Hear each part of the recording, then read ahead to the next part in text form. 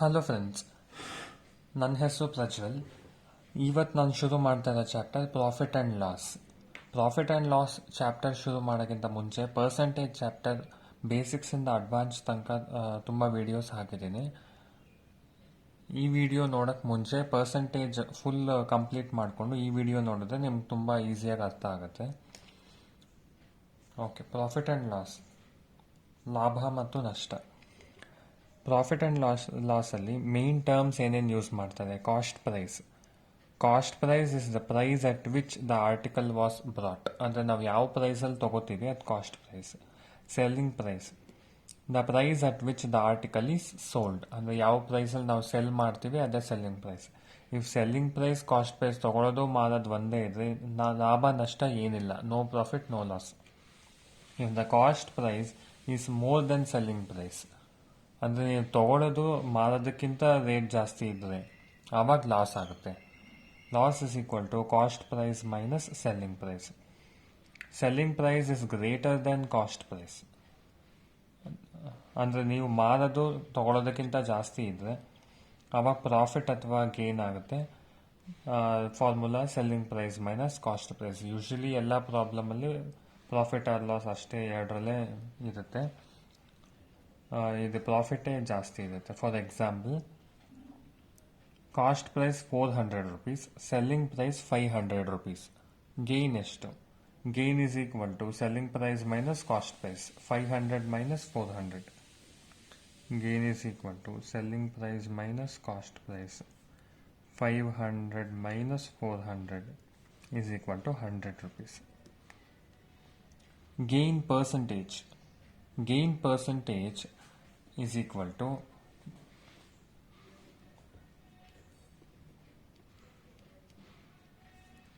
gain divided by cost price into 100. ನಾವು loss ಆಗಲಿ ಅಥವಾ ಗೇನ್ ಆಗಲಿ ಎಲ್ಲನೂ ಕಾಸ್ಟ್ ಪ್ರೈಸ್ ಮೇಲೆ ಕ್ಯಾಲ್ಕುಲೇಟ್ ಮಾಡೋದು. Gain 100 rupees divided by cost price 400 into 100. 400ಅಲ್ಲಿ 100 ಅಂದರೆ 25%.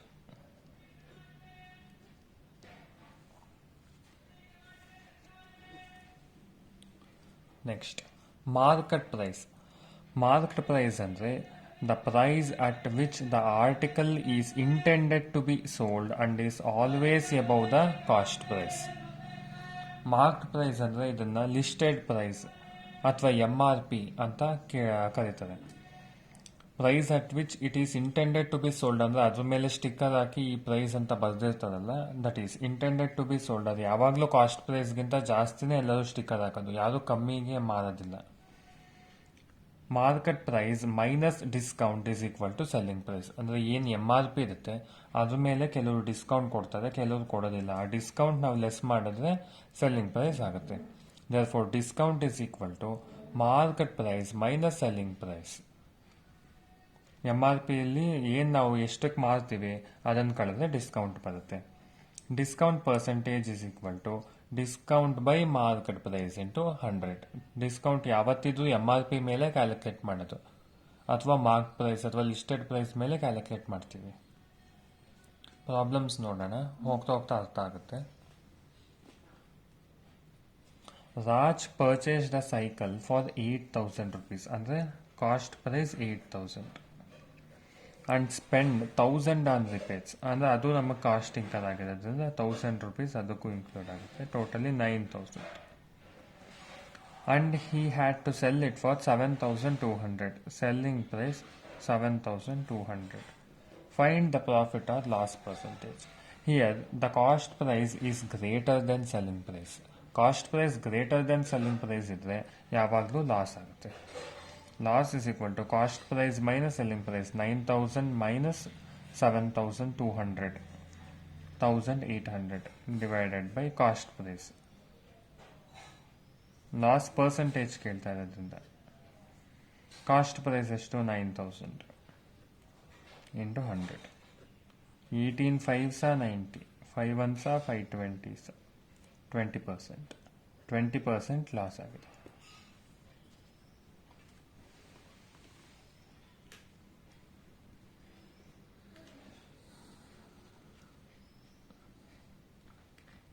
On selling an article for rupees 651, there is a loss of 7%.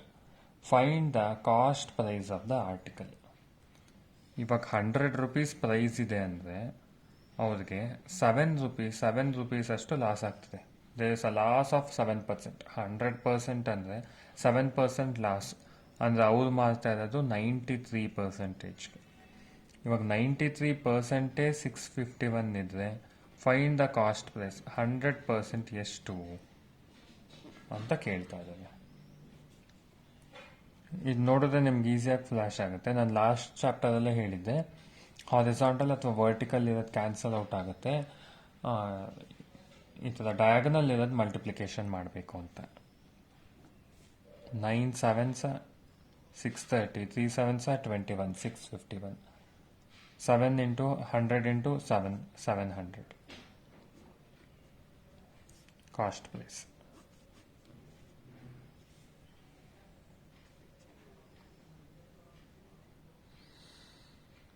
If by selling an article for 340, a man loses 15%, by how much he should sell the ball so as to gain 15%?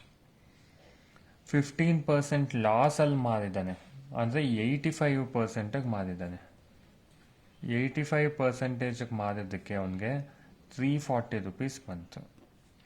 If he had to gain of 15% ಅಂದರೆ 100 + 15 115% ಮಾರಿದ್ರೆ ಎಷ್ಟಕ್ಕೆ ಮಾರಬೇಕು 15% gain ಬರ್ತಾ ಇದೆ ಅಂತ ಹೇಳಿದ್ರೆ 85 4s 340, 115 into 4 460, 460 ರೂಪೀಸ್ಗೆ ಅವ್ನು ಮಾರಿದ್ರೆ 15% ಲಾಭ ಆಗುತ್ತೆ ಅಷ್ಟೇ.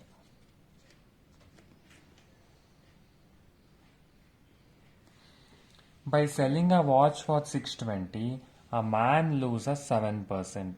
Find the profit or loss when he sells at 700. ಇವಾಗ ಒಂದು ವಾಚ್ ಮಾರಿದ್ದಾನೆ 620, ಅವಾಗ 7% ಲಾಸ್ ಆಗುತ್ತೆ ಅಂದರೆ 93%ಗೆ ಮಾರಿದ್ದಾನೆ. 93%ಗೆ ಮಾರಿದ್ರೆ 620 ರೂಪೀಸ್ ಬಂದಿದೆ. ಎಷ್ಟು ಪರ್ಸೆಂಟಿಗೆ ಮಾರಿದ್ರೆ ಅವನಿಗೆ 700 ರೂಪೀಸ್ ಬರುತ್ತೆ ಅಂತ ಕೇಳ್ತಾ ಇದ್ದಾರೆ. ಕ್ಯಾನ್ಸಲ್ ಮಾಡಿ. 31 3s 31 2s 0 0 cancel,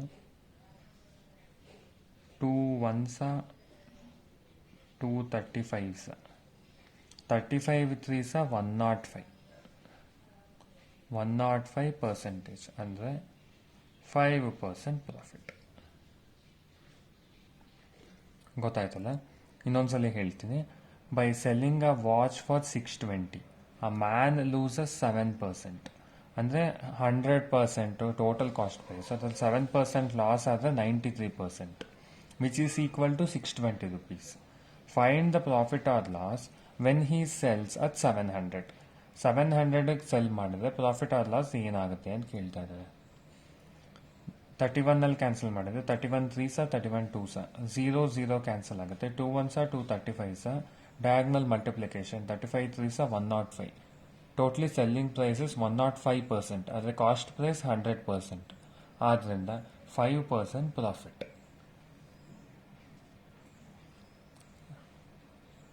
last problem ನೋಡೋಣ. A man sold a watch at a loss of 10%. If he had taken 70 rupees more, there would have been a gain of 4%. Find the cost price of the watch. ಇವಾಗ 100% cost price ಅಂತ ತಗೊಂಡ್ರೆ first 10% ಲಾಸಲ್ಲಿ ಮಾರಿರ್ತಾನೆ. 10% ಲಾಸಲ್ಲಿ ಮಾರಿರ್ತಾನೆ ಅಂದರೆ 90%ಅಲ್ಲಿ ಮಾರಿರ್ತಾನೆ. ಅದಾದಮೇಲೆ 70 rupees ಜಾಸ್ತಿಗೆ ಮಾರಿದ್ರೆ ಅವನು profit ಏನಾಗುತ್ತೆ 4% ಆಗುತ್ತೆ, ಅಂದರೆ 104% ಆಗುತ್ತೆ ಪ್ರಾಫಿಟ್. ಎಷ್ಟು ಜಾಸ್ತಿಗೆ ಮಾರಬೇಕು 70 ರುಪೀಸ್ ಜಾಸ್ತಿಗೆ. 70 ರುಪೀಸ್ ಜಾಸ್ತಿಗೆ ಮಾಡಿದ್ರೆ 90% ಇರೋದು 104% ಆಗುತ್ತೆ. ಅಂದರೆ 10% ಲಾಸ್ ಇತ್ತು ಮೊದಲು, ಇವಾಗ 4% ಪ್ರಾಫಿಟಿಗೆ ಬಂದಿದೆ. ಡಿಫರೆನ್ಸ್ ಏನು? 14%. ಈ 14% is equal to 70 rupees. Cost price ಎಷ್ಟು? 100% ಎಷ್ಟು ಅಂತ ಕೇಳ್ತಾ ಇದ್ದಾರೆ. 14 5 70, 500 ರುಪೀಸ್. ಗೊತ್ತಾಯ್ತಲ್ಲ? A man sold a watch at a loss of 10%, ಅಂದರೆ 90%. If he had taken 70 rupees more, he would have gained 4%.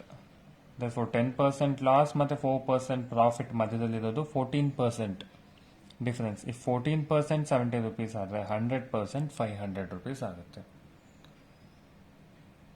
That's all. ಈ ವಿಡಿಯೋ ಇಷ್ಟ ಆಗಿದೆ ಲೈಕ್ ಮಾಡಿ, ಶೇರ್ ಮಾಡಿ, ಮತ್ತು ಚಾನಲ್ಗೆ ಸಬ್ಸ್ಕ್ರೈಬ್ ಮಾಡ್ಕೊಳ್ಳಿ. ಮತ್ತು ನನ್ನ ಬಗ್ಗೆ ಅಬೌಟ್ ಸೆಕ್ಷನಲ್ಲಿ ಇನ್ ಡೀಟೇಲ್ ಆಗಿ ಹೇಳಿದ್ದೀನಿ. ಅದರಲ್ಲಿ ಒಂದು ಟೆಲಿಗ್ರಾಮ್ ಗ್ರೂಪ್ ಕೂಡ ಇದೆ. ಅದರಲ್ಲಿ ನಾನು ಕರೆಂಟ್ ಅಫೇರ್ಸ್ನ ಮತ್ತು ಈ ಅಪ್ಡೇಟ್ಸ್ನ ಶೇರ್ ಮಾಡ್ತಾ ಇರ್ತೀನಿ. ಎಲ್ಲರೂ ಆ ಟೆಲಿಗ್ರಾಮ್ ಗ್ರೂಪ್ಗೆ ಜಾಯ್ನ್ ಆಗಿ. Thank you.